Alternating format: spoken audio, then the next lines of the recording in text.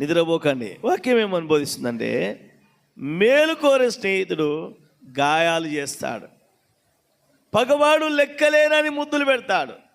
యేసు ప్రభు ఈ లోకంలో ఉన్నప్పుడు యేసయ్యతో తిన్నాడు, యేసయ్యతో పడుకున్నాడు, యేసయ్యతో తిరిగాడు, యేసయ్యతో మాట్లాడాడు, యేసయ్యతో అద్భుతాలు చూశాడు, యేసయ్య ఆశ్చర్య కార్యాలు చూశాడు, ఆ చమత్కార్యాలు చూశాడు, మంచి పనులు చూశాడు.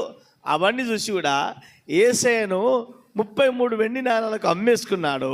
యేసయ్యను ముద్దు పెట్టుకొని అప్పగించాడు. ఎవరు? యూదా ఇస్కరియోతు. పగవాడు లెక్కలేనని ముద్దులు పెడతాడు.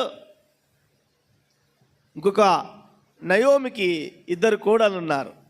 ఒక కోడలి పేరు రూతు, మరో కోడలి పేరు తెలుసా మీకు? హల్లెలూయా. మరో కోడలు వెళ్ళిపోతున్నది.